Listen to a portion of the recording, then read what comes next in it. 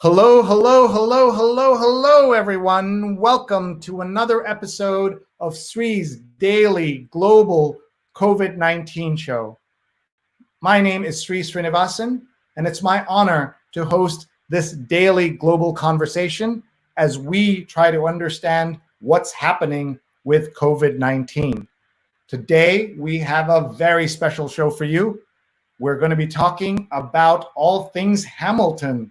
Yes, the musical, yes, the Disney film, yes, the Hamilton and the Law book that is going to be coming out soon, and so much more. We have three fabulous speakers, legal experts all, who are going to help us understand today's legal issues through the hit musical, as well as through the writings and the life and work of Alexander Hamilton. I am going to resist breaking into song every chance I get. I am obsessed with Hamilton, and so I can't tell you how excited I am to talk to these three experts about the law and about Hamilton. We're live right now on Facebook, on Twitter, on YouTube, and on LinkedIn. Please tell your friends, please tag them and say we're discussing Hamilton.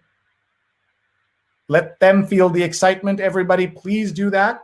And you will be meeting them in a couple of minutes. Let me just say hi, everybody. Hope you're well. I am in that right now on Fire Island, which is off of Long Island, about an hour outside New York City. And I'm the Marshall Loeb Visiting Professor of Digital Innovation at Stony Brook School of Journalism. And I'm the co-founder of Digimentors, a social, digital, and virtual events consulting company. It is my honor to have all of you here every single day that we do this. I want to thank everyone who said this show has been uplifting for them, that this show has been a lifeline for them. I want to tell you, this has been a lifeline for me. 119 days of lockdown and 119 shows, only possible because of all of you. Only possible because of my two fabulous producers, Rose Horowitz at Rose Horowitz 31. And Vandana Menon at Vandana_Menon. Please follow them. They'll be live tweeting up a storm. And everybody who's watching, you know someone obsessed with Hamilton, the musical. Please tag them, reach out to them, WhatsApp them, call them, text them, and say we're talking about Hamilton. And they will thank you profusely for bringing this to their attention. Tag them right now, folks. You've got to do it. I'll be bringing our guests on in just a minute. We, of course, want to thank our sponsors who make this possible, too. We want to thank Rutgers University Global Entrepreneurship Experience.org. Take a screenshot of this and send it to your friends who have teenagers. It's a virtual teen camp with teachers from Google, Facebook, and so many more places. 20% off with the code SREE, Global Entrepreneurship Experience.org. You want to tell your friends with teenagers about this, especially if teenagers like Hamilton. That's a 2-for-1 right now. And we also want to thank Muckrack Academy for Fundamentals of Social Media, a free certification course that you can take right now, open to everyone. More than 4,000 people have taken this. I'm honored to have taught this class, to have done this in the middle of pandemic. mrac.co/social. Tell your friends, please. Any background, any age, everybody will benefit from this. I learned so much. mrac.co/social. And finally, one more ad, because we have to pay our bills. We want to tell you about She's on Call, a terrific new show that I'm honored to be co-executive producer of with two of my surgeon friends. And here is the ad for that show. Hi, I'm Dr. Sujana Chandrasekhar. I'm an ear, nose, and throat surgeon in New York City and New Jersey. And I'm Dr. Marina Kurian. I'm a general surgeon in New York City area. We'd like to introduce you to our new show, She's on Call. We air live on social media platforms from 11 a.m. to noon every Sunday Eastern Time. We discuss the medical topics of the week. We have two great guests, experts in their field, that help us analyze and look at some of the topical issues of healthcare. And we are on 11 to 12, so please join us. We'd love to answer your questions, so please share and watch and send us your questions and comments. See you Sundays at 11.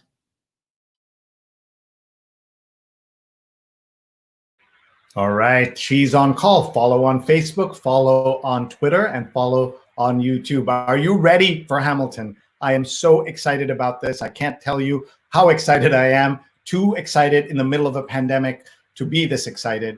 But I do want to remind you that what we're going to be doing today, we're going to talk to 3 law experts. And let's tell you about the book first. It's Hamilton and the Law, reading today's most contentious legal issues through the hit musical. And we have the editor of the volume and 2 of the contributors are here. Professor Lisa A. Tucker from Drexel's Kline School of Law is here. She's the editor of this volume, and she will be here and joined by 2 of her contributors. Elizabeth Wydra is here. She's president of the Constitutional Accountability Center. And Zahra Said is here. She's the associate dean at the University of Washington School of Law. And now I'm going to bring them on one at a time, and I'm just giving them a warning because they've been off camera and relaxed. And now the pressure's on as we bring on first Lisa Tucker. Hi, Lisa. Hey, Sree, how are you? Good. I'm so glad to see you. Thank you for bringing us all together. It's you and your book. That's the reason we're all here. And I'm going to, again, refrain from using Hamilton lines and puns. But no, we have to. That's half the fun, right? Yeah, that's half the fun. We can do a little sing-along as we get started, right? Exactly. First question, ask everybody, how are you doing? How's your family through the pandemic? You know, we are great, and especially today, thank you for asking, because we've been able today to bring my mother-in-law out of quarantine. She's 78 years old and has been alone in her own apartment since March 12th. So the whole family got tested, and she is now with us vacationing in the Poconos, and it's just terrific. Wow, that is great news. Congratulations to her and the whole family. And we wish you and her the very best. And we know she's going to do great. So thank you. Let's bring on now Elizabeth Wydra. Hi, Elizabeth. Hey, so great to see you. Thank you for being here. And let's tell everybody how your family is and where you are and how you're doing. Yeah, thank you so much for asking. And I hope that you and everyone else who's tuning in are also well. We're doing great.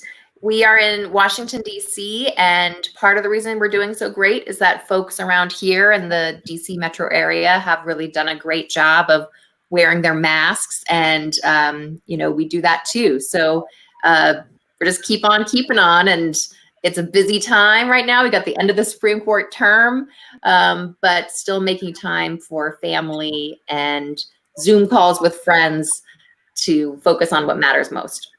And I'm sure you're like the rest of us, going from one Zoom call to another Zoom call to another Zoom call. So yes. Welcome. And always good to have DC in the house. So now let's go to Professor Said. Hello. Hello. Thanks so much for having us on. Thank you. So again, how are you? Where are you? How's your family?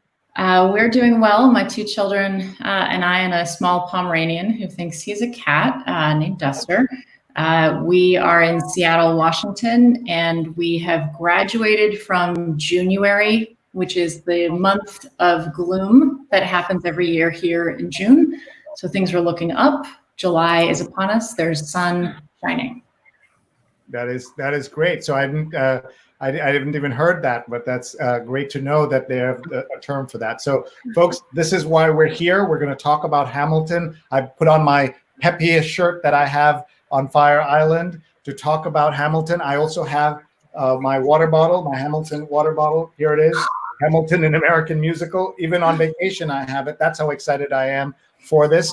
And I hate to admit it, but I've not seen the film version yet. So one of the things that was surprising to me was I didn't realize it was a special filming of the staged musical. I had presumed it was like a feature story with the acting done in a cinematic style. So that was news to me. But I'll take it. I'll take everything to do with Hamilton, even now 5 years later. So first, let's have Lisa tell us a little bit about this book, how you all came together, and how is it that serious scholars are doing work like this and it counts as serious work. So I want to hear that from Lisa and the others.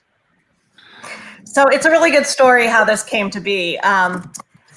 2 years ago, around this time, a little earlier, I was doing what I think every parent eventually does, which is take their kid on a college road trip. So I had my daughter Abby in the car, and we were listening to Hamilton because that's what we do.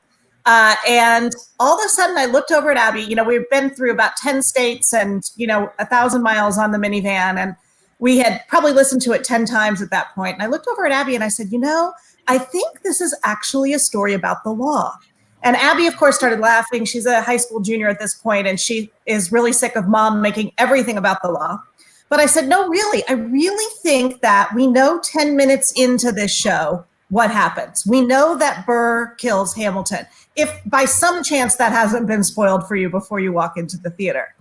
But what the entire show is, it seemed to me, is the buildup to that fatal duel and the evidence for each side, the evidence that maybe Burr murdered Hamilton, or maybe this was a suicide by duel, or maybe Burr was acting in self-defense. And it turns out that when you start going through the musical line by line, you can build an entire legal case for any of those propositions.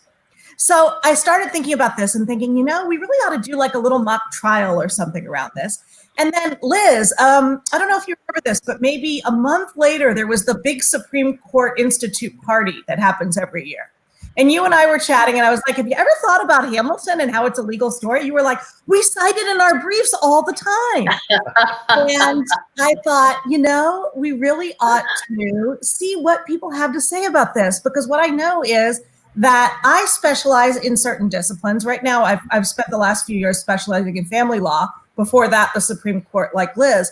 But, Zahr, you specialize in IP. We have a couple of contributors who specialize in immigration law, a couple of people who are tort scholars. And all of them have something to say about this musical and what it can teach us about important legal issues. So, it started out that I started writing to people and saying, hey, I have this great project going on. And everybody originally was writing back and saying, I'm really busy. I've got my scholarship mapped out for the next 10 or 12 years. And then I said, well, actually, it's a project about Hamilton. And I would get a return email within like 5 minutes. Oh, well, I have something to say about that. And was very lucky to get to collaborate with 33 law professors and lawyers and just amazing legal minds across the US thinking about this musical and having so much fun discussing all of the Easter eggs that we can find. Wow, that sounds fabulous. Tell us when the book is out and what can people do today to get in line for the book? You have to get in line, absolutely. Limited, right? And we'll give you a set of knives. I'm kidding about the knives. I don't have any knives, but you can go to my website, which is hamiltonandthelawbook.com. And you can pre-order it there. The book is not actually out until October 15th, although I think on Amazon it's saying September 15th you can maybe get it. But I really wanted people to know about it now because, how much fun is it to start thinking about this for yourself? You start seeing what little legal clues do you see going through the musical. Go ahead and pre-order it, and then you can get it. This is also a great opportunity, Sree, for you to finally watch the Hamilton film and see what you can pick up.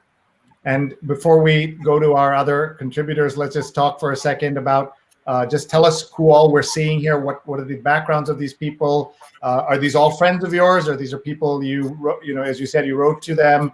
Were you surprised that any of them did participate, or they were ringers that you knew they were fans of Hamilton? Or look at that, Jill has. Yeah, look at that, Jill.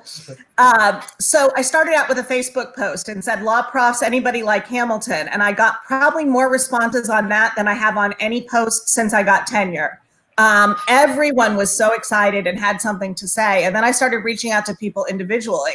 But yeah, some of the faces you're seeing going by, including my two fellow contributors who are here today, are people who are at the very, very tops of their fields and really had such original ideas. For example, if you scroll back down for a minute, scroll back down.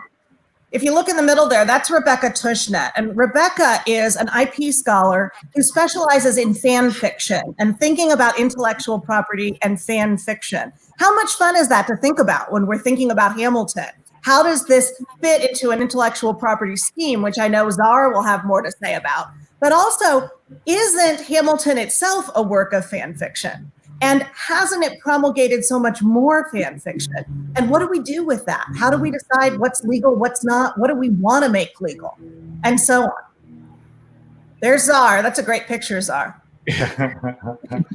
And these are all great. I'm not clear why different people have different size photographs. That's kind of fun. Yeah, because we downloaded them from the internet, and some people didn't have high-res enough pictures.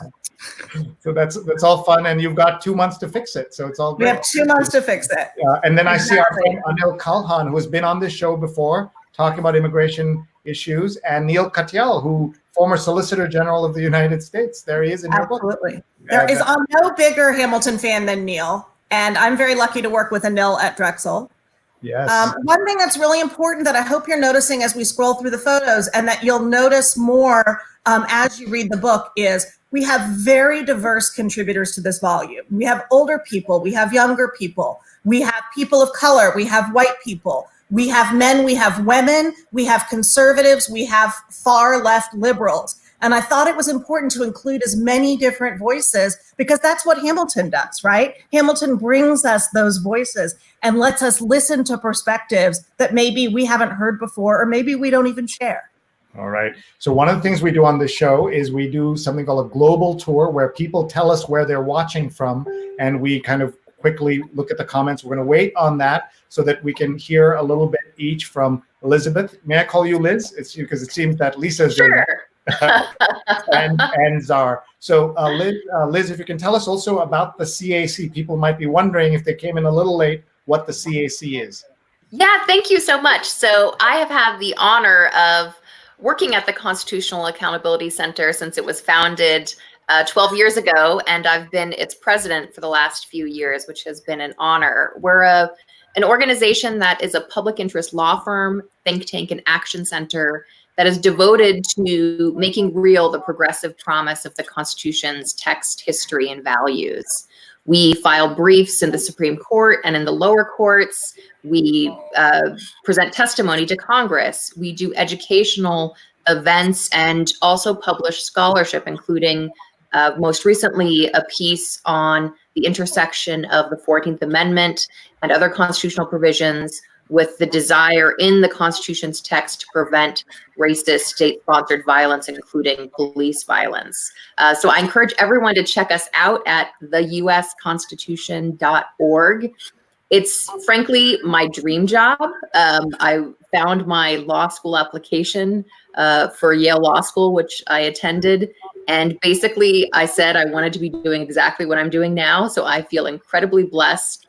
And we basically try to close the gap between the sweeping promises and guarantees in the Constitution and the lived reality for far too many in this country, which does not live up to the promise of equality for all. But we believe that we can get there if we dedicate ourselves every day to making that happen. Thank you so much, Liz. Let's go to Zahr. Tell us a little bit about your work. And we were told already that you work in the IP area. Sure. Well, when Lisa said that about 10 minutes in, she knew that this play was a work about law. I have to say, when I saw it on Broadway, I was with a professor of copyright law from NYU, Jeannie Fromer, and at the intermission, the two of us turned to each other and just couldn't stop talking about copyright law. It was so clear that this was a work about copyright law, about originality, borrowing, repurposing, fair use, snippets. So I think there is a way in which the show and the incredible genius of the lyrics and the music invite people to take different perspectives. My take on it was informed by doing graduate work in post-colonial literature and theory, in which I worked, my dissertation was on rewritings of Shakespeare by Arab and African authors. And I hadn't really thought about copyright, strangely enough, because Shakespeare's not in copyright. And so when I found myself in law school doing something else, thinking about post-colonial identity and immigration, that's what I was heading to law school to do. And suddenly discovered intellectual property law. I thought, oh, here's this really important set of issues, questions, themes about what happens when you receive a text, and whether that text is a historical narrative or a literary text. and you use it for poetic and political purposes to write back to a dominant culture or to find a different sort of voice. That's what my graduate work was about. And so when I saw Hamilton, there was just a lot that resonated for me in terms of intellectual themes as well as legal doctrines. Great. One of the things that I'm thinking about is that connection between today's theater and also Shakespeare's time. And on this show, very early on, or relatively early on, we did a show about Shakespeare and pandemics, because you know the story about the idea that Shakespeare wrote King Lear, and will we have had a successful pandemic if we didn't write King Lear? So we brought on this was only show number 58. We're on show 119. Two of the greatest experts on Shakespeare in the world, Professors Emma Smith and Professor Carol Rudder, along with my colleague Linda Bernstein, to talk about Shakespeare and pandemics. And the good news is you don't have to have written a equivalent of King Lear or even made sourdough bread to have had a successful pandemic. You just need to survive the pandemic, as we are hoping people have. There's a whole other set of things. And I should tell you, if someone's used to watching my show where we discuss very serious issues and seeing we're laughing, I tell people we have to laugh, because otherwise we'll be crying all day. And we have to sing, Sree. We have to sing. Exactly. So, Lisa, you're pushing us to this. So whenever you're ready to break out into some of the lyrics, please let us know. You do not want to hear me. The constraints of the copyright law on live streaming of music prevent us from playing even a little bit. One of the side effects of the pandemic is that Facebook and YouTube told everyone that normally we have ways to override the copyright robots that ding you for playing copyrighted music, but now because there are less people in the office, the machines have a bigger thumb on the scale. So you will get dinged more often. There's no way to appeal the way we could before. So even if you played for scholarship reasons, you've got an expert here. She could probably help you out. Yeah, well, if she's ready to duke it out with the Zuckerbergs and the others who control a lot of this, that would be interesting. But let's see who's watching, because I know we have almost 100 comments have come in from people all over the world.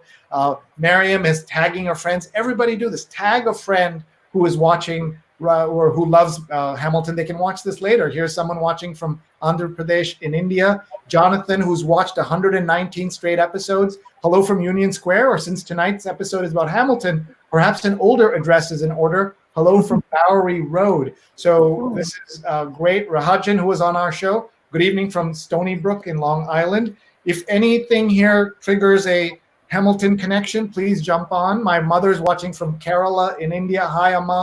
Love you. Sorry that we're all the way out here, but these folks want to say hi to you as well. Paula on my team is watching from Tallahassee, Florida. This show that you're watching is my daily show, my daily program, but we also have another show that we do, which we call the New York Times Sunday Read Along, where we read the New York Times out loud like slightly crazy people. We've been doing that for 5 years. And on recent episode, we had Sunny Slaughter, an activist and a consultant, Joe Stiglitz, the Nobel laureate, and Dr. Mona Abaza. So we try to cover all aspects of the crisis. Here's this past week, Trish Hull, former editor of the New York Times op-ed page, was our guest. So every Sunday, 8:30 to 10:15 a.m. Eastern time, please join us to read the New York Times together with some awesome people. Again, you can find all my archives, youtube.com/SreeNet. Let's keep going to see some of these other great folks watching. Memphis, again, anything that triggers anything, you can speak up. Kansas City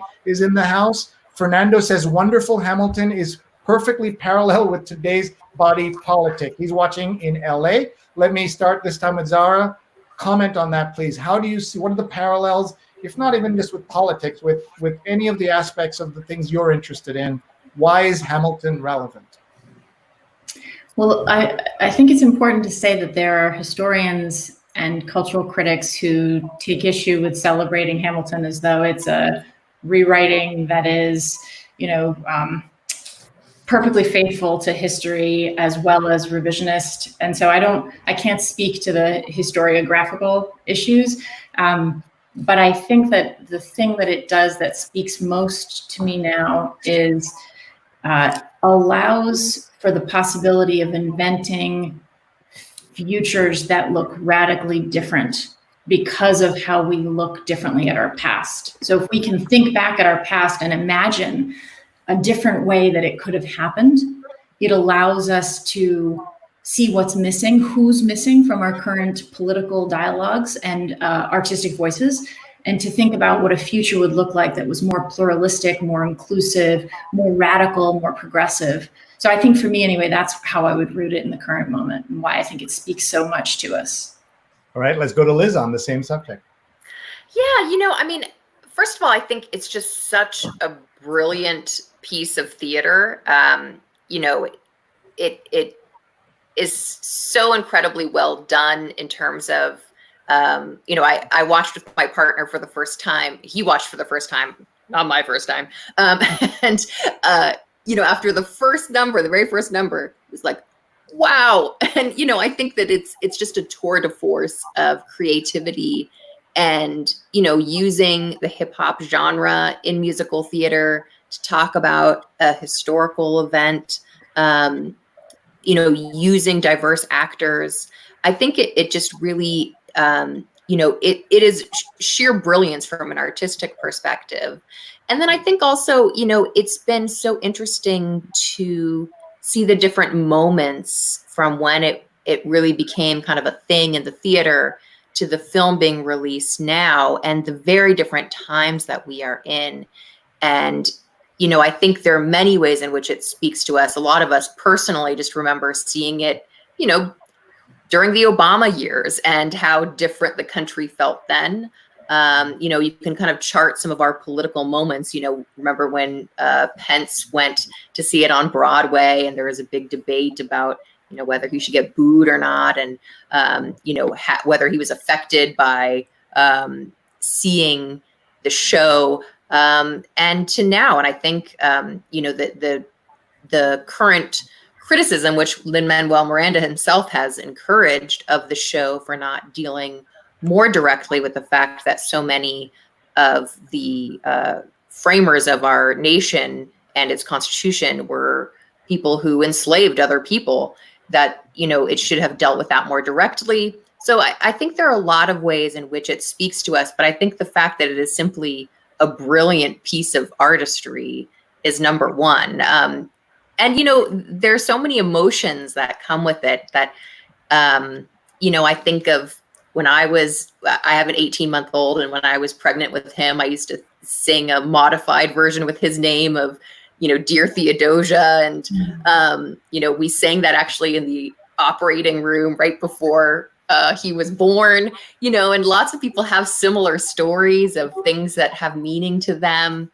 And, I think it's just become a cultural moment that all of us have, kind of stories that we share with each other. And then you add to that, the super law nerds among us who, I just love Zahr's story about like, oh, this is about copyright law. Like we all have our own, as a constitutional lawyer, I was thrilled with the way that Lin-Manuel Miranda accurately portrays a lot of the constitutional history. And so when Lisa came up with her book idea, it was really perfect to highlight the way that the lyrics, I talked about the way that Hamilton and Washington's experience at war, and the fact that the then Continental Congress was unable to really provide them with enough money and supplies for the military effort, how that really convinced them that when they eventually wrote our enduring constitution, that they had to create a federal government with sufficient power, a Congress that could actually take taxes and appropriate money for things like military efforts. And, so often, as I'm sure other people in their specialties, when you watch shows that touch on those specialties, that's like the most annoying thing for other people, because the whole time you're like, well, that's not right. Actually, and I didn't have to do that this time. So I wasn't really annoying, and I always like that. Just to clarify, could you tell us the Constitutional Accountability Center, who are you holding accountable? The Constitution or the people who are affected by the Constitution, or someone else? Yes, absolutely. So we are holding accountable our leaders. We are holding accountable judges who should be applying the text and history and values of the Constitution to vindicate its rights and promises and not pursue a particular political agenda. Right now, we are working very hard to hold accountable President Trump. We have sued him in the courts for a variety of constitutional misconduct, and including his taking of foreign benefits and profits, which violates the Foreign Emoluments Clause. We have filed in cases across the spectrum of issues, from voting rights to ending qualified immunity. Accountability is a big issue right now, going from our national leaders to local police. And we know in our hearts what it feels like when there isn't accountability. It feels like a denial of justice. It feels like a denial of our humanity. And so that is definitely our mission every day. All right. I just also want to just note that to the untrained ear, a lot of the people who talk about the Constitution are on the right. They seem to be more conservatives who wrap themselves like they wrap themselves in the flag in the Constitution. And so many people who aren't well versed in this seem to think that anything that has to do with the Constitution and the all the other aspects of it with the judicial system is in favor of the right. But it's so great to hear about your organization. Again, everyone, please check out the Constitutional Accountability Center. The website address again is theusconstitution.org. What a great web address to have, right? I know, right? That's great. That's great. Let's go to Lisa, who brought all this together. We have a lot of people who are tuning in the last few minutes who may be a little confused about what we're doing here. And this is, we're talking about your book and the book that you brought together as a whole bunch of law experts all over the country. And we want everybody to go to the address for the book is right on under your name. You see it there, hamiltonandthelawbook.com. On Twitter, it's Hamilton Law Book at Hamilton Law Book. So please check out what they are doing and what they have put together. And if you want to learn about each of these contributors, and you said 30 plus contributors, you can go on to the website and look at all of that. There's so much great stuff for people to learn in the book, and you can pre-order, which is, of course, part of why we're all here, so we can learn about this. Lisa, you have seen the film, and I know because I've seen photographs of you watching the film. You were kind enough to share with me on Sunday night, because I asked you if you'd come on over the weekend and be on the show last week, and you said you have a sacred duty to watch that movie on the first weekend, and so you were watching it. So tell us what it was like. How does it compare to the musical on theater, wherever we may have seen it? And let's start with that question. So I saw the musical 5 times in the theater. I know that's a lot. There were reasons why I saw it each time. But what's magical about the film is a few things. First of all, you are getting the authentic performance. They filmed a couple of different performances live, and so you get the audience that's right there with you, laughing and clapping and singing along with King George. They also did do a few scenes where they made sure that you could really see what was going on. And so it's not even a front row seat you have to the musical. You are on stage with the actors, and you can see Eliza gazing into Hamilton's eyes. You can see the camaraderie between Hamilton and his friends. You can see the agony right up close that Eliza and Hamilton feel when it's quiet uptown and they're going, grieving the loss of their son. And one thing I think it's really important to point out that, Liz, you mentioned Lin-Manuel Miranda and his genius with this. I think another thing it's so important to point out is his generosity with this. And this is what I mean. There is no doubt that, he has become an icon and certainly probably very wealthy from this show. But he has been incredibly generous with bringing it to the masses. Even on Broadway, when tickets were going for $800, at the same time, he and his wife were lobbying the New York State Legislature to pass laws against scalping tickets. They got those laws passed to get scalping prices down and to get third-party broker prices down. They founded, together with Lynn's father, an organization that's colloquially known as Edgeham, which brought the show to kids, to low-income kids in cities where Hamilton was touring. And now, by sharing it through Disney Plus, anyone can see it for $6.99, right? A whole family can sit and watch it. I sent you those pictures. My whole family sat in our driveway and watched it on a big screen up against the house for $6.99. And how much does that mean to children who are thinking now about the future of our country? And we have to think about the future of our country. What role they can play in it. Can they play a role? Because maybe they're poor, or maybe they're Black, or maybe they are not very educated, or maybe they don't have opportunity. They feel like they don't. And then they see these people who are played by actors of color or who are orphans. Hamilton makes a point all the way through. I'm an orphan, right? And who are flawed. The thing I love about Hamilton is this is not Oklahoma, right? This is a musical that includes people who are fully three-dimensional and who are doing their best to start a new nation and to create a constitution that would be enduring.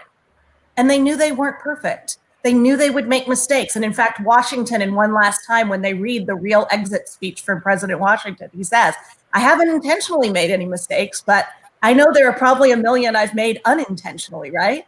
And what that teaches us is that we can all engage with society, all of us, no matter who we are. We can be a tailor who's just, doing the inseams and contribute, right? We can be this kid from the Caribbean, and look at how much they insult him all the way through. An immigrant is a bad word when it comes out of Burr's mouth. And yet we see the magic and the courage and the potential. And I think that's what Hamilton brings to us. And I think that's what the Constitution gives us. And I think that's why these other incredible women that I'm getting to sit here and talk with, we love the law, I think, because we love society. And we do love our country, even if it's kind of screwed up right now. And the fact that law governs a society and we have an opportunity to contribute to that, that's what I see Lin-Manuel Miranda doing too. I mean, he wrote a musical where they talk about the Federalist Papers, and it was great. Like, who ever thought, Liz, did you ever think, right? So it's like my wildest dream, so I have to say, one of my good friends from high school, Jen Herrera, is watching. Yes, she will know. Oh, yes. She will know that I was a total theater nerd. And so the fact that my love of the law and my love of the Constitution and my love of theater and my love of hip hop are all together in one place, it's like, thank you. Yes. I was a theater major undergrad, right? And it served me well, I think, as a lawyer and as a professor. There's a performance involved in the law, right? And in teaching also. Rajan says, we love the law because we love society. 3 hearts. I think that's an A+ in that. Rose says, amazing lineup of lawyers and subject. And Apollo's watching in Vegas, Hamilton Law Book, seeking inspiration here, going to read. So there we go. People are tagging their friends. Everybody do this right now. You all know people who love Hamilton, and tag them right now so they can watch this now or later. Regan says that Hamilton is as important to our current era as 1776 was when it debuted in the late 60s. The film adaptation came out during the Nixon administration. And then when I say that, I'm thinking the Adams administration. That was a whole part of there's so many words that just keep happening. And Apollo says, watched Hamilton this weekend on Disney Plus, and I realized the miracle of this play is it got dry history out of a theater, which is still rarefied by box office ticket price. That is true. And the Borowitz report on Monday, Pence walks out of Hamilton again in his own living room. That's great. And that's our friend Anil Kalhan, lawyer and law professor, immigration expert, who's been on this show talking about immigration and has also contributed to the book that we're all discussing here tonight. Lots of people watching, lots of comments. Miriam says, I'm sorry to cover you, ladies. This is a great panel. Thank you. What are the panelists' thoughts on the current critique of Hamilton in this moment of national reckoning on race, on the sanitizing of Hamilton's history, particularly as a slave trader, as someone who grew up in Texas and where slavery was framed as economic labor migration?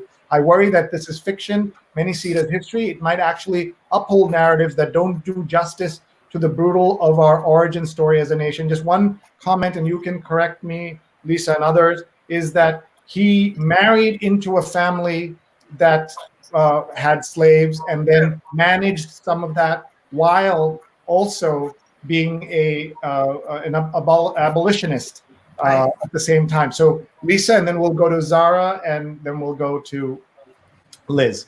I'm sorry. Yeah, go ahead. I think that critique is well-founded, and I also think it's part of what makes the musical great. When I spoke a minute ago about Lin-Manuel's generosity, and Liz, I think you referred to it a few minutes ago, he has been engaged in a Twitter conversation since the film came out with people who are saying, hey, this isn't right, and you're sanitizing, and you're ignoring the brutality. And he has been saying, thank you for your comments. This is an important conversation for us to have. And reminding people that he got as much into 2 hours and 40 minutes as he could, but that he's intensely aware of what he had to leave out.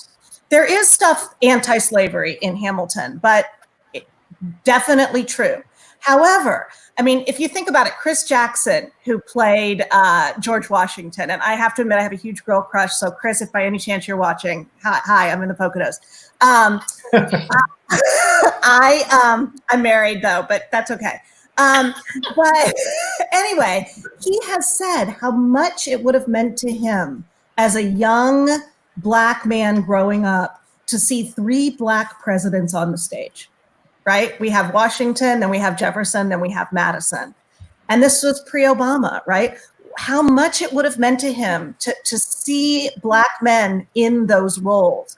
So I agree that there certainly is critique here, but I also think that some of the issues, some of the attempts at representation and diversification are incredibly important, and both are worthy of discussion. Thank you. And by the way, Jeanette is saying the CAC sounds incredible. And she also says, fascinating. Professor Zahr just followed you on Twitter, Zahr_Said. So you're making friends and fans right now, all of you. So that's great. Let's go to Zahr. And if you tuned in late, folks, she is an IP expert, intellectual property expert out at the University of Washington. And she's also written about different aspects of Shakespeare, looking at it from different points of view. So I'd love to just have you mention that one more time and then answer this question, please. Sure. I did a dissertation on rewriting Shakespeare from an Arab and African perspective before going to law school. And so I've been interested in appropriating cultural and political texts for different purposes for quite some time. Have you done anything with that dissertation? Have you published it? I published a chapter of it, and then I launched a career in intellectual property law. So I think it counts. But yeah. Do you ever feel like sending it over so we can read it? Sure. I know, it sounds great. I want to read it. Yeah. But I was going to say, I don't think I could add much to Lisa's excellent discussion of the debate about leaving out Hamilton's relationship to enslaved people. And I just think I'll let her have the final word on that. I think the thing that struck me then and struck me afresh, I've seen it twice in the theater and just a few nights ago on TV, was how perfectly it portrays and skewers white fragility. And I think that's an incredibly powerful image for us. We're all laughing at the king. Oh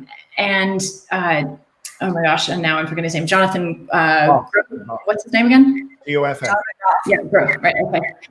He's so good, and the Disney close-up of his face that shows that he can hit those notes and that quality of his voice, almost not moving his face. I mean, it's remarkable. And yet we're all laughing at him. And I think there's something about the positionality we occupy in the audience, laughing at that picture of white, not just fragility, but it's like obsolescence almost, right? The time has passed is an incredibly powerful legacy of this play.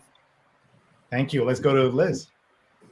Yeah, so, I think that there are obviously, and Lin-Manuel has said this, that, there are limits to what could be in the show. It's already about, I think 2.5 hours.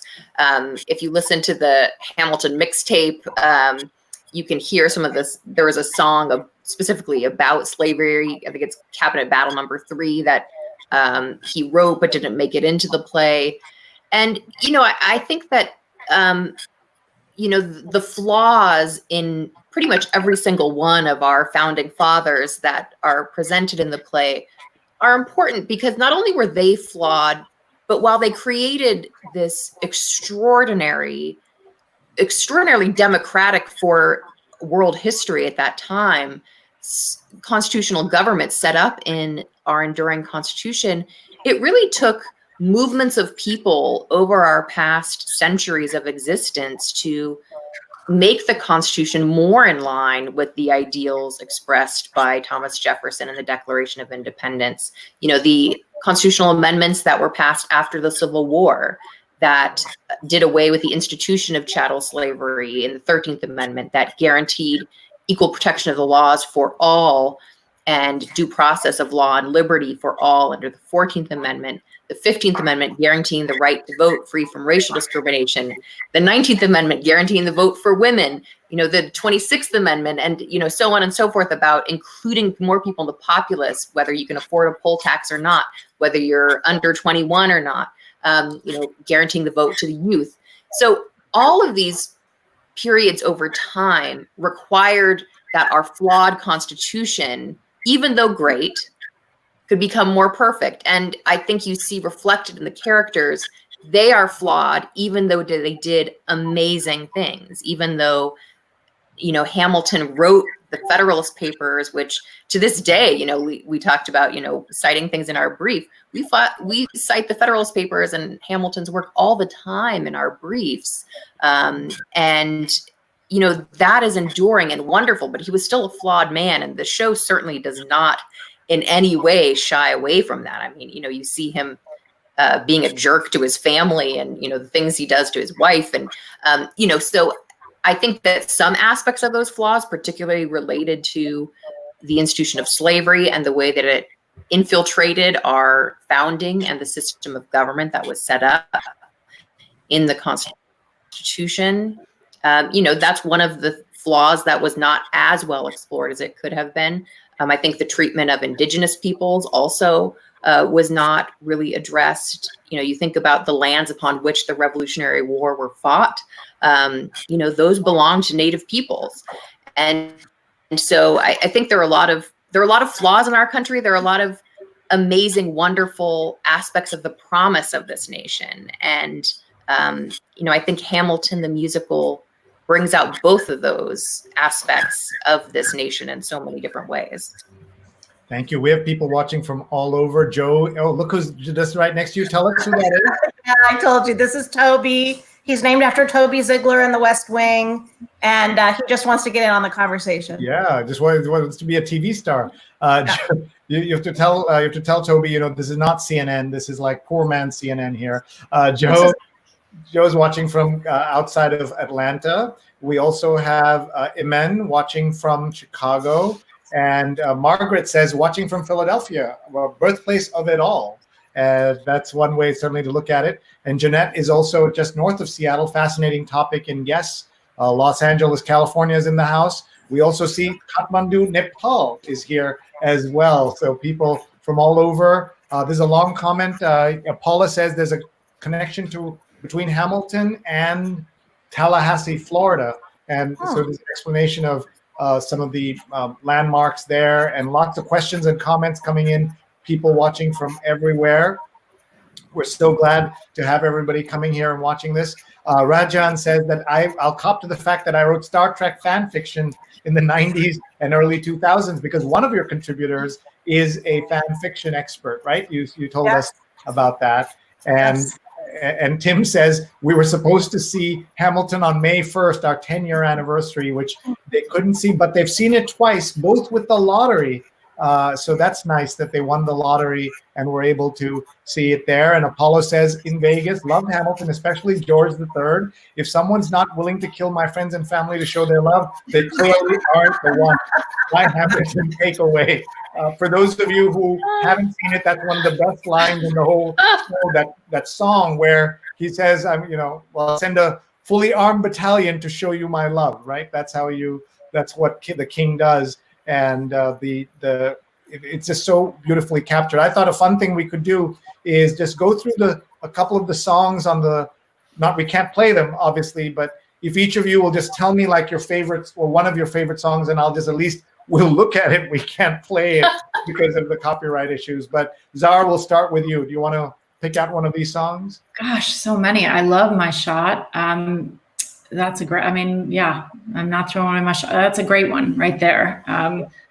You know, It's really great. It is one of my favorite songs. What about you, Liz?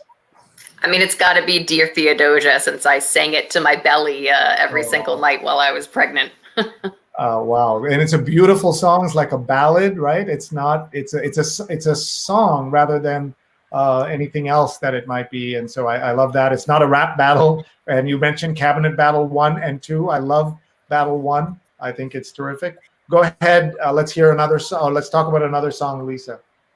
So I guess I have a pair of songs, and it goes along with something Liz said.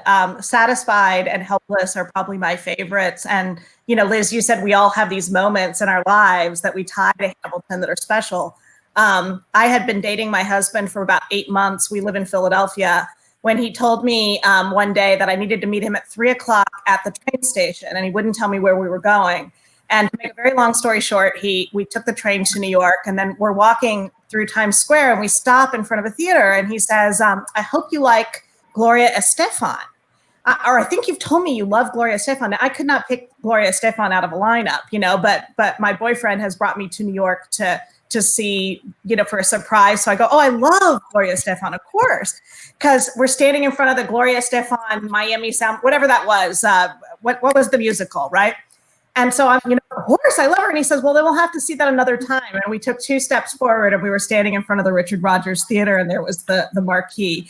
And I swear through that whole show, he kept looking at me. He was watching the show, but he kept looking at me because he just knew how joyful I was. He was too, but it was so joyful. And that was the night that I was helpless, and I knew I would marry him. He didn't know yet, but I did. And there was also this feeling of in Satisfied, Angelica says, so this is what it's like to match wits with someone at your level. And that is my relationship. We have this partnership that's beautiful, and we match wits, and that's a great thing. And so those are my favorites. And I didn't get to do it when I had my babies, Liz, but it's woven into my relationship. That's a fantastic story. Everyone who's watching, tell us about your favorite songs, favorite lines. Maybe if each of us types enough lines, that'll make us feel like we're reading the show. And I have 3 lawyers here, but they can't keep me out if they come after me. Apollo says Hamilton was further from the legal formation of race-based slavery in Hamilton than we are distant from its actual dismantlement in the 60s civil rights advances.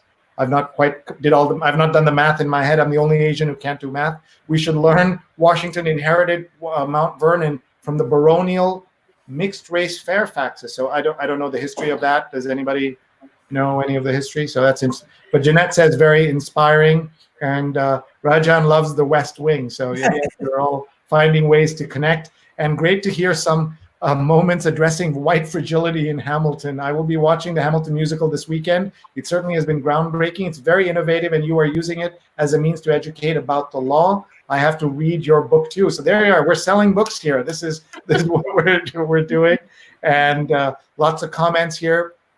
Here is enormous irony. Hamilton, the liberator, involved in slavery. What are we missing or getting wrong in today's day and age? You know, if you're thinking, what will people say about us? So we're almost out of time. I know you folks have to go, but I really want us to, if all of you could reflect on, the book, your contributions one more time. Tell us each of you what you did in the book and with the book. But I would also love to hear your thoughts to communicate to people who haven't seen the show, people who don't understand what the hype is. I know at least one person who will not watch the show because it's so hyped and says, how could something live up to something like this, right? It's just impossible. So let's start with Zahr, and then we'll go around. And just first tell us again about the book, your contribution, what is your chapter? And because we want people when they get the book to read your chapter first, right? So that's the competition we're having here. And if you can also tell us anything more that you do online that people can follow you or on social or anything else. So we'll start with Zahr.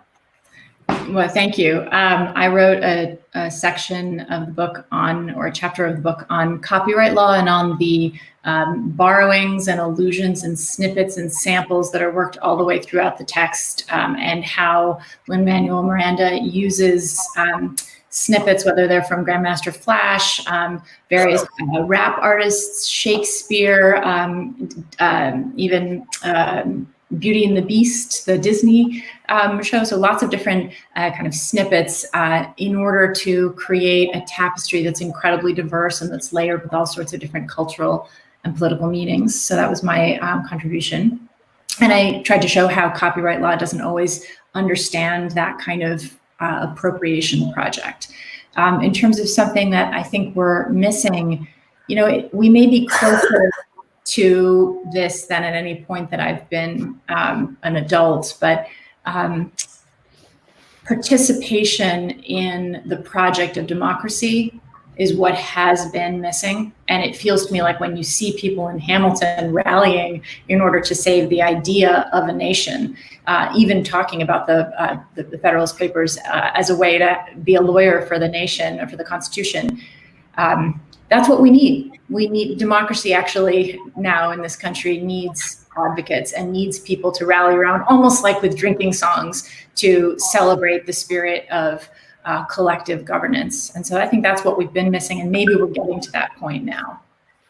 That is so important. Thank you so much for sharing that with us. How do we find you, and how do we read more about your work? Where can I'm on Twitter, on Facebook. I'm easily findable. I think if you Google Zahr and UW, you'll find me. Okay, UW. What is the plans for the fall? I'm teaching 7 credits of tort law from a race and social justice perspective, which I'm thrilled about, redesigning a class to teach it remotely, doing more work on copyright, teaching yoga, and raising my kids. Oh, teaching yoga too. That's pretty cool. You're not busy enough. And the schools are doing okay. They're giving you an option to teach remotely or online. And by the way, as you saw today, Harvard and MIT sued the Trump administration to talk because they're forcing international students to decide. It seems to me it's a way of forcing the country to open, and that's a whole other conversation. You should know that Paula Kiger has listed all your favorite songs, and she tweeted about you. So when you go online, you'll see that, and that's pretty cool. And Anil says the tie-in album, the mixtape is great too. Naturally, my favorite is Immigrants, We Get the Job Done. And Brian, who is also a lawyer, says Immigrants, We Get the Job Done. And so right there, you see someone watching on Facebook. That's Anil, who contributed to the book. Here's Brian watching on LinkedIn, and here's James watching on YouTube, just one after the other. And that is one of the cool things that we can do on the show. If you're just joining us, folks, we're almost done. You'll be able to see it right after this again, live. You'll see the recording on Facebook, Twitter, and YouTube. And if you get a chance to see Anil Kallahan, he has posted the chapter, the table of contents, so you can see all of that in there. And please check out the book. It's called, you can see it on Lisa Tucker's Chiron right there, HamiltonandTheLawBook.com, and you can sign up for it right away, and you'll get it maybe in September, maybe in October. You saw that President Trump's niece's book is coming out 2 weeks early because there's so much demand and it didn't get stopped. Let's go now to our friend Liz Wydra, who is here as the president of the Constitutional Accountability Center, theusconstitution.org, one of my favorite URLs, and I have to check out your work and find out more. So over to you, and take your time, please.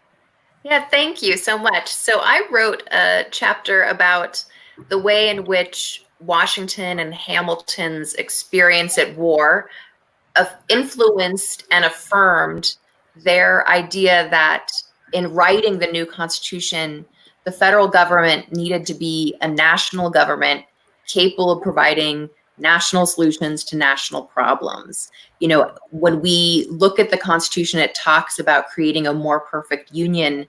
They were trying to create something that was not just more perfect than the British colonial rule that they had successfully revolted against in the Revolutionary War. They were also working to create something more perfect than the United States of America before they were the United States we had the Articles of Confederation. So they were seeking to create something more perfect than the Articles as well. And one of the flaws in the Articles of Confederation was that the Congress could only ask the states for money. So when they were trying to amass these revolutionary forces in the war, you know, you have that song that Hamilton sings when he's writing Washington's correspondence about how they've resorted to eating their horses. You know, you read the actual correspondence that Washington and Hamilton wrote from the fields, and, you know, they didn't have shoes, they didn't have food. And part of that was because Congress, the federal government, didn't have in the Articles of Confederation the power to raise money for any number of things, including the military. And so when they got together to write our enduring Constitution, they made sure that we had an energetic central government. And Sree, I want to get back to something you said at the beginning, which is that so often we hear about the Constitution in today's rhetoric from the right and conservatives. And one of the myths they tell you is that our nation was founded on this idea of having a very weak central government. But that isn't really true. I mean, obviously there's federalism and the rights of the individuals and the rights of our state and local governments are important, but they really were very careful to make sure that we had a federal government capable of addressing things in today's world, like healthcare reform, like environmental issues, like civil rights, like enforcing other provisions of the Constitution that guarantee equality and justice, like attacking corruption in our political system, ensuring that votes are not suppressed. And so one of the things that my organization, CAC, does is to talk about the Constitution and its story as a really progressive document. You know, as I said, it was flawed in its beginnings, but it was also incredibly progressive for its time. And the arc of progress that you can see literally written across the face of our Constitution through its amendments is a really inspiring American story. And we have so much further to go. And so many of those words are just paper promises, not a reality. But what was set in place that's reflected in Hamilton is something that we, the people, have perfected over time, and every day must recommit to make even more perfect and more of a reality. That's beautifully put. Thank you.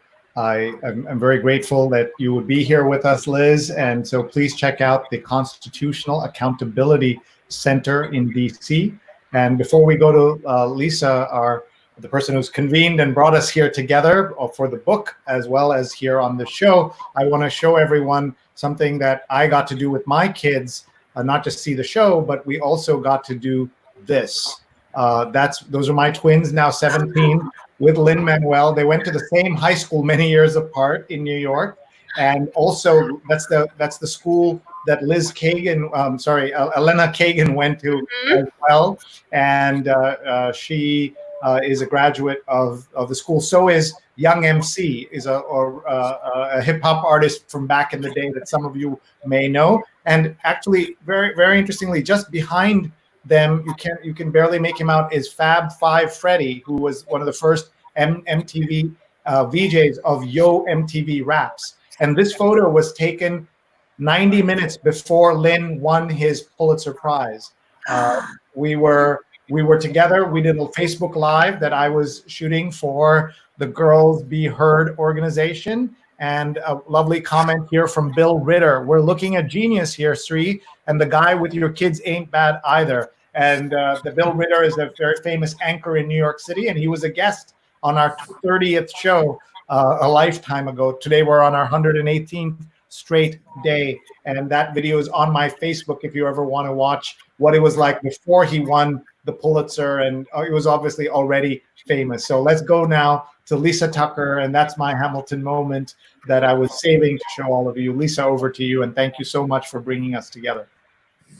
So what I wrote about was, and you know, Zahr and I didn't know each other as well when this project started, and I think I might have been a little intimidated if I'd known Zahr as well then, but because I picked up the part where Hamilton compares the situation he's in to Macbeth. And I asked some questions about why it was that Hamilton is brought down by this affair with this woman. And we saw that for a very long time throughout history, that when people acted immorally, that it impacted the public's view of them as leaders, particularly when they took advantage of women. And I asked why that has changed, given the situation with Clarence Thomas and then Brett Kavanaugh, which was very fresh in my mind as I was writing and thinking about this book. Why it has changed, why the public is more willing to accept the man's word and the man's version over the woman's word and the woman's version, and why moral failings are not important, particularly when it comes to Supreme Court justices, and particularly when it comes to their perjury. So I was very interested in those issues.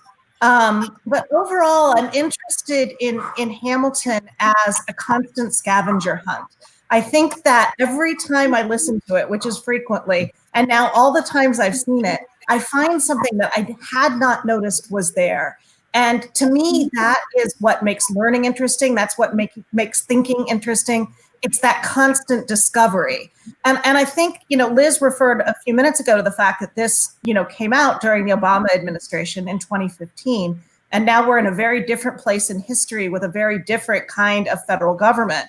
And how our understanding of Hamilton has evolved in that context. And so that's what makes Hamilton so magical and really, it's kind of unbelievable the way that it continues to have things to teach us and that it grows with us. And I don't see that changing. So I hope that this legacy that Lynn has left us will keep us thinking. And I hope we've all played a small part in helping people think about it.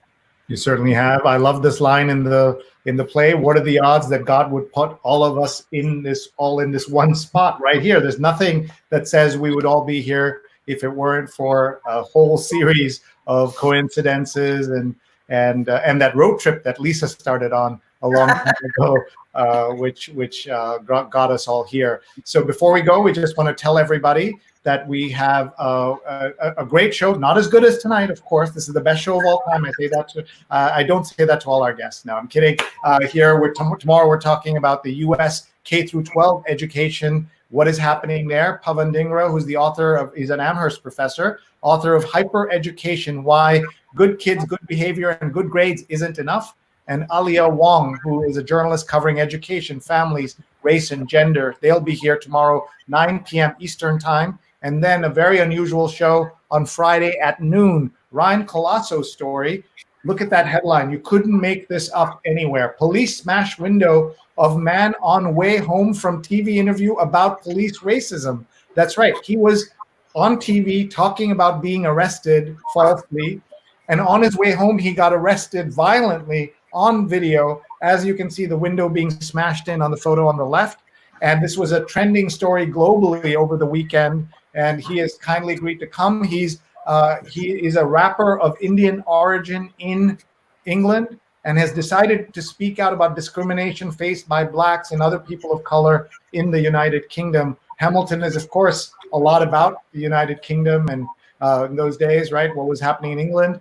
And so it's very interesting to kind of think about all of this. Apollo had a good point that England doesn't have a constitution and wasn't written down the way we have one here, right? Like that was part of why it was written down in the United States. So with that, I have some housekeeping and things to do. We'll let you guys go. We're so grateful to all three of you. We're so thankful that you would come here, spend your time with us. At least two people, I hope, are heading to bed, and Zahr is still 3 hours behind. It's only 7 p.m. Maybe she's ready to have dinner. But all three of you, I'm so grateful. I'll just thank you all again. Professor Zahra Said of the University of Washington, thank you very much.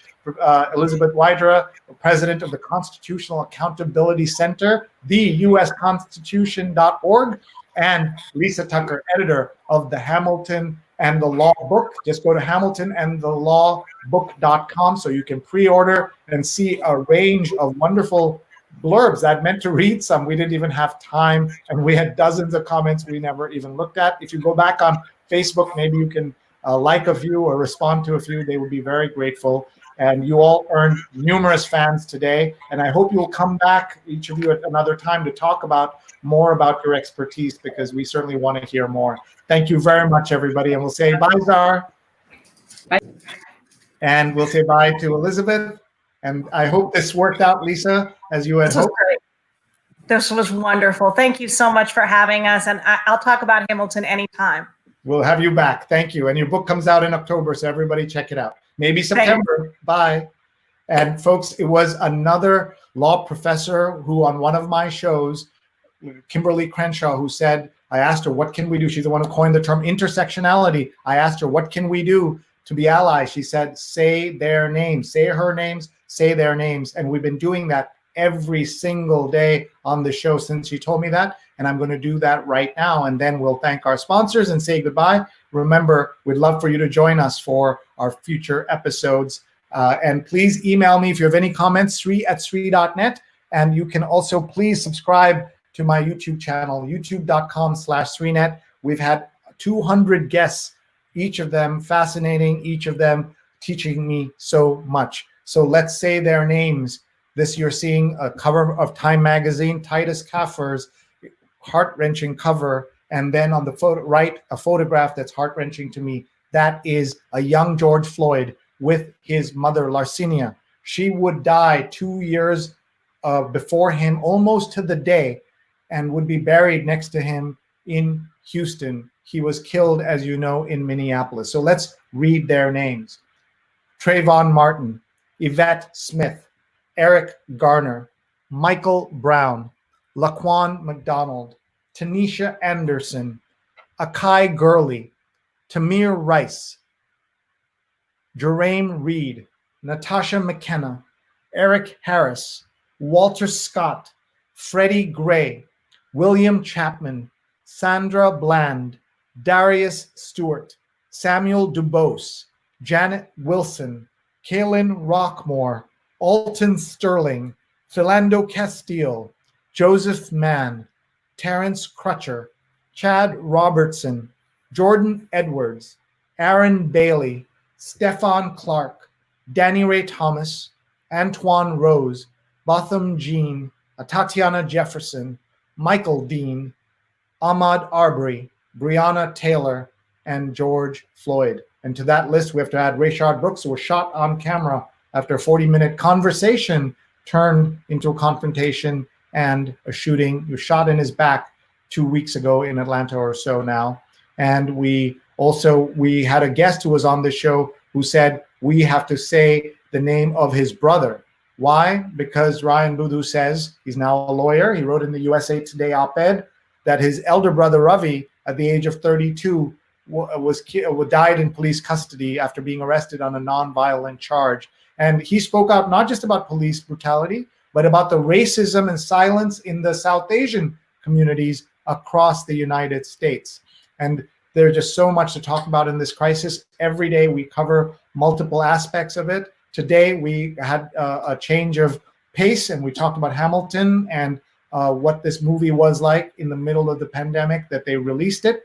Something about creativity and its role in our world. I'm so grateful to all of you for being here. Please email me if you have any questions, or please follow me and connect on Twitter @Sree, on Instagram, SreeNet. And we want to once again thank our sponsors. We would like to thank globalentrepreneurshiPexperience.org. Get a 20% off code with SREE, a virtual teen camp anywhere in the world they can participate. And we'd love for you to tell your friends about it and take my free class, free certification, mrac.co/social, mrac.co/social, free certification, fundamentals of social media. 4,000 people have signed up, and so should you. And finally, tune in to She's on Call, coming up this Sunday, a brand new show I'm honored to be the co-executive producer of, with the amazing Dr. Sujana Chandrasekhar and the amazing Dr. Marina Kurian, two surgeons. And this is a show, they're going to have their first male guest on the show. Dr. Quinn Capers is coming up this Sunday, July 12th, with Dr. Susmita Pati will also be with us. So please follow @She's on Call on Facebook and on Twitter, YouTube, etc. With that, we will say goodbye. I'm so grateful to all of you for being here. Thank you for supporting us for this run that we have had. Slightly hard to believe, 119 days. In the first 100 days, we had 201 guests, 124 of them women, speakers from 45 cities, 12 countries. And we've had doctors, nurses, lawyers, engineers, teachers, professors, CEOs, and we're just so grateful to everybody who's made this possible. A big shout out to Scroll.in, who are our partners in this. Please check them out, Scroll.in, more than 2 million followers on Facebook, Twitter, and YouTube. Please email me if you have suggestions for speakers, themes, topics, sponsors. We want to hear from you. Sree@Sree.net, 119 days. We're still going. Tomorrow is episode number 120, and our topic is the U.S. education crisis or situation. And Pavan Dhingra and Aliyah Wong will be with us. And then Ryan Colasso will be with us on Friday at noon. Episode number 121. Police car smash car window of man on way home from TV interview about police racism. You cannot make this up. And if you joined us late, this is the show we just had. These are the experts we just had. Lisa Tucker, Elizabeth Wydra, and Zahra Said. Please follow them. Please learn about them. And please check out the book, HamiltonandTheLawBook.com. Thank you very much, everybody. Thank you so much for your comments. Just let me just quickly look at this. Fernando says, was amazing. Follow at She's on Call. 119, amazing, this says. Mark says, I love Hamilton. Some kids from Sally B. Wood were High School of the Arts and Education did a great job of highlighting some of the songs a few months ago before COVID. Now that I think about it, was almost a year ago. Good night, Sree. Another good job. So much great information here. And we're just so grateful. Rajan says, as Emma Lazarus said, we're not free until we are all free. And there's a link to the Cornell University Press, which put that together. And so many great comments. Jonathan says, fascinating show. Thank you. And I'm just so grateful to everybody who has been here. Thanks for doing this panel. This was an excellent panel. Thank you. Magna Carta is as close as it gets. And all of this, thank you so much, everybody. I am so humbled by this reaction that you all have. Sree, producers and guest speakers, you make the world better. Thank you. Thank you. Thank you. We'll say goodbye to everybody. Have an awesome night. Looking forward to tomorrow. Apollo, we need you on the show. Fernando, we talk to you as well. Everybody, we want guests. We want to hear from you. We believe everybody has a story.